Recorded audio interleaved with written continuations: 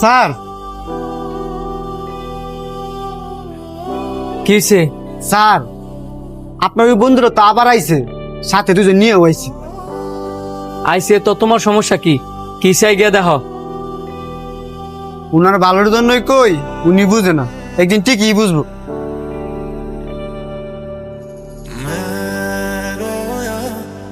এই ওয়েটার। জি স্যার বলেন। আমাদের তিনজনের জন্য 3টা কফি নিয়ে আসো। ঠিক আছে, একটু ওয়েট করেন। জানোস, এটা হলো যে আমার ছোটবেলার বন্ধুর রেস্টুরেন্ট। এখান থেকে যদি আমি পেট ভরে খাইয়া বিল না দেওয়া যায়, হ্যাঁ একটা মুয়ের কথাও কয় না। কি তোর বন্ধু রেস্টুরেন্ট? তাইলে শুধু কফি অর্ডার দিলি কেন? অন্য কিছু খাওয়াবি না? আরেকদিন খাওয়া মনে, বন্ধুর রেস্টুরেন্ট দেখে যে ফ্রিতে সবসময় ভরপুর খামু, এটা কি হয়? কারণ এটা তো তার ব্যবসা। তাইলে বাদ দে, আজকে কফি খাই। এই যে আপনাদের কফি। স্যার একটা কথা কই, কিছু মনে করেন না। বলো। মুরব্বীরা সবসময় একটা কথা কয়, চক্ষু সরম তো কপাল আলে কি। আপনি আপনার বন্ধু দেবে ফ্রিতে খাওয়ান, এটা তো আমার ব্যবসা। তোমার কথা ঠিক আছে, কিন্তু হ্যাঁ তো আমার ছোটবেলার বন্ধু, কেমনে মুখের উপরে না করি?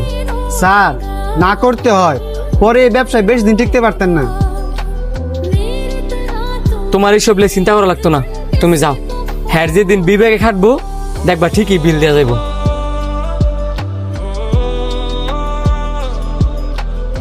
কিরে কি অবস্থা? কি অবস্থা ভাই? কি অবস্থা?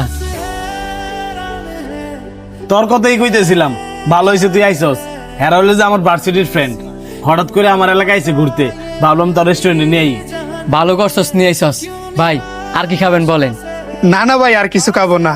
সানি আপনার বিষয়ে যা বলছে, আপনি তো দেখি তার চেয়েও বেশি ভালো মানুষ। তেমন কিছুই না, আপনার আসছেন উল্টে আমি আর অনেক খুশি হয়েছি। বসেন, আমার আবার ওই দিকটা দেখতে হবে।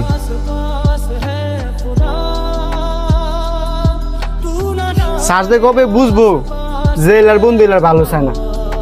যদি ভালো চাইতো তাহলে কিভাবে দলবল নিয়ে একাইতো এতগুলা টিয়া?